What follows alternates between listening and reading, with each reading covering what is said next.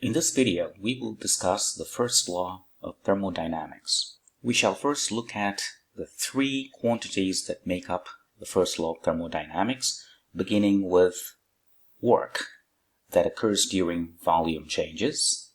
This is followed by heat that is coming in or out of a thermodynamic system, and the internal energy of a system.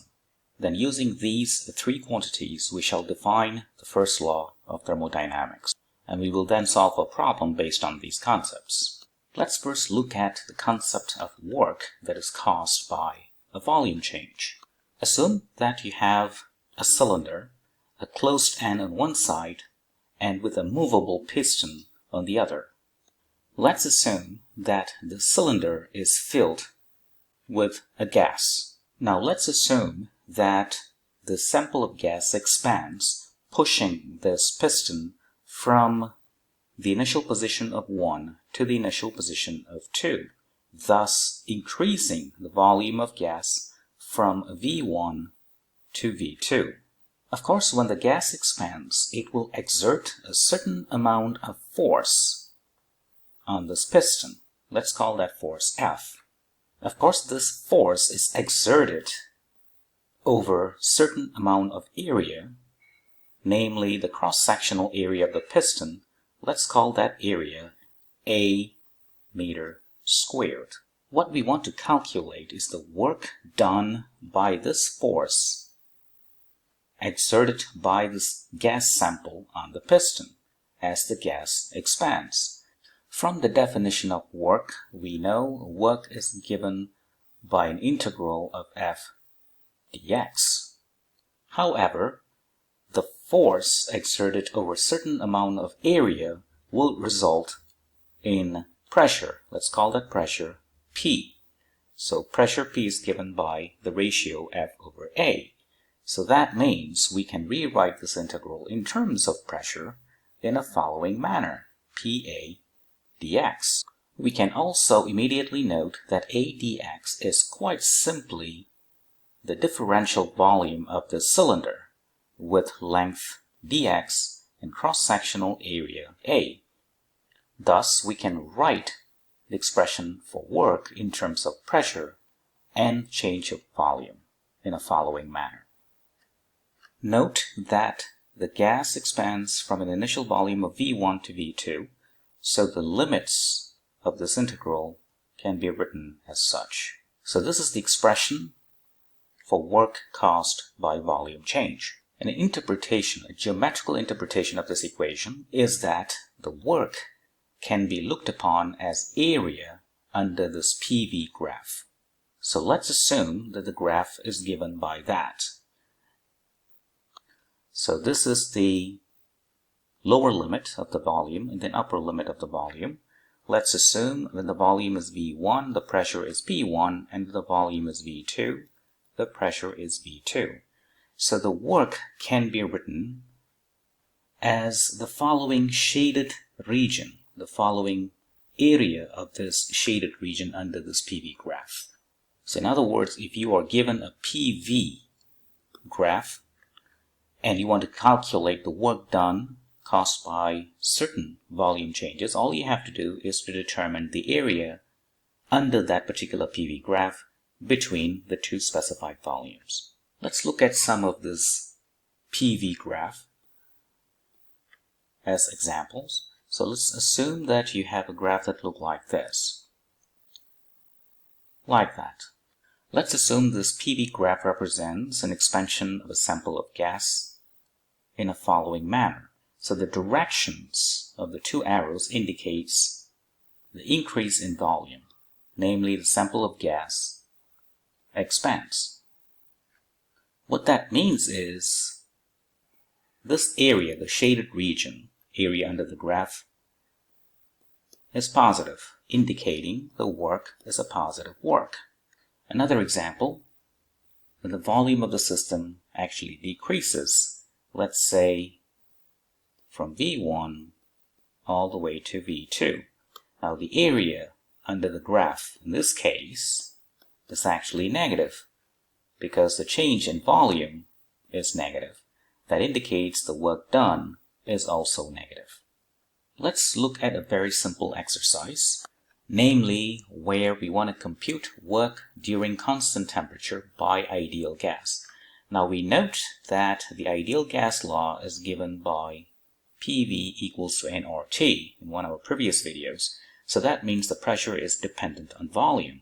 By rewriting that expression, when the gas expands from V1 to V2, and we can write pressure in terms of volume like that, you see that nRT is just constant, and you can integrate 1 over V with respect to V. That's going to give you natural log of V. Substituting the limits, you get the end result in a following manner. So you see, if V2 is greater than V1, the work is positive, which means if you have expansion, the work is positive. Likewise, when V2 is less than V1, the work is negative. When there is a contraction in the volume, the work done is negative. The second quantity of thermodynamics is heat. So this is simple, which we discussed in the past. If you have a system and heat is being pumped out of the system, then the sign convention states the heat is negative. Likewise, when the heat is pumped into the system, like shown in this diagram, the heat is taken to be positive. The third and the final quantity that's important in the first law of thermodynamics is the internal energy of the system. It is defined as sum of all kinetic and potential energies of system's constituent particles. Now, more importantly, it depends on the system's state. What are those state? State is actually the coordinate in P, V, T diagram. So the state of a system is characterized by the system's pressure, the system's volume, and the system's temperature. An internal energy of system is generally a function of these three quantities. Now we can formally define the first law of thermodynamics. And now, as you can see, when heat Q is added to a system, this added energy, Q is measured in the units of joules, goes into increasing its internal energy, delta U. So we can write Q equals to delta U, and the remainder of it is used by system to do work against the surroundings. So we have to add a second term on the right hand side, namely work. This is the formal definition of first law of thermodynamics. It is important to note that it is a consequence of principle of conservation of energy. Another thing to note, since Q can be positive or negative, and work can be positive or negative, so the change in internal energy can also assume positive or negative sign. Next, let's look at a few thermodynamic processes. The first one is isothermal. The definition of isothermal process, it is a process that occurs at constant temperature. So let's assume you have a system whose internal energy is a function of only temperature. So for isothermal process, since the temperature is constant, the change in internal energy is zero, meaning first law of thermodynamics for the system will read in the following way, meaning the heat added to the system equals the work done by the system. An important characteristic of a system whose internal energy is function of only temperature and is subjected to isothermal process. The second thermodynamic process is so-called isochoric, where the process is happening at constant volume, or it's a constant volume process. So since the volume is constant, the work done is zero, so heat added will go into increasing the internal energy. Next, we have the isobaric process, which is a constant pressure process. So in this case, none of the three quantities are required to be zero. The only thing is that when we compute work, it becomes straightforward to do so. It is quite simply the product of pressure times the change in volume, like that. The final process is the adiabatic process. So if you have a system and there is no heat transfer into or out of the system, so there is no heat being transferred out and there is no heat being transferred in. So when you have such a process, it is known as the adiabatic process. So in this case, since the heat transfer is zero, the first law of thermodynamics states the work done must be the same as negative the change in the internal energy of the system. So when the system expands, namely when the work done by the system is positive, the internal energy of the system decreases. Likewise, when the system contracts, or the work done is negative, the internal energy of the system increases, or the change in internal energy is positive. It's important to note here that for most systems, the change in internal energy has the same sign as the change in temperature. So namely, when the change in internal energy is positive, the temperature of the system will also go up, and vice versa. Let's look at the following problem. A series of thermodynamic processes is shown in the PV diagram below. In process AB, which means this process right there, 140 joules of heat is added to the system, and in process BD, 500 joules of heat is added. Find the internal energy change in process AB, internal energy change in process ABD, and the total heat added in process ACD. So let's do part A. In part A, we want to compute the internal energy change in process A to B. From the first law of thermodynamics, heat added equals work done plus the change in internal energy. So for process AB, heat added is 140 joules. Now AB is a constant volume process, so there is no work, and the change in internal energy is therefore 140 joules. Now part B, the internal energy change in process ABD. So this process plus that process. Let's first write down the first law of thermodynamics for BD. So the heat added for BD equals the work done for that process BD plus the change in internal energy for BD.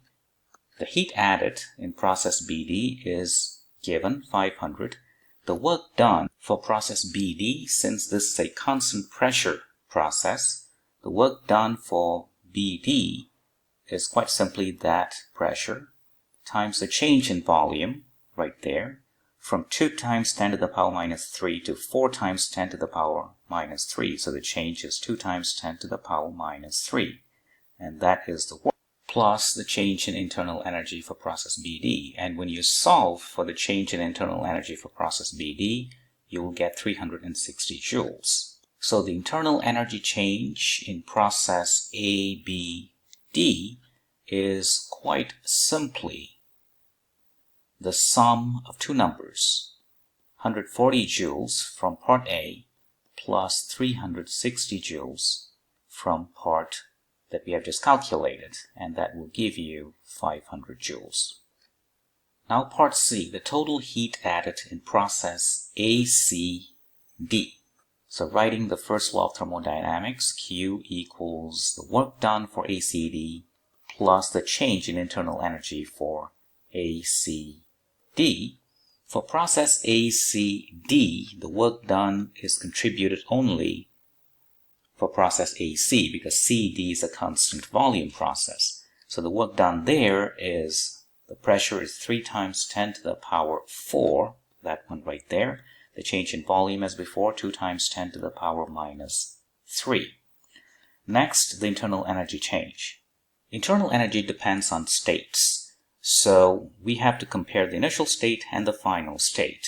So the path is immaterial. We have already computed the internal energy change for the process ABD with the same initial state of A and final state of D. So the internal energy change for ACD is the same as that of ABD, which is 500 joules. Putting that there and sum them up, we get 560 joules for the total heat added for ACD. And that solves the problem. Thank you for watching.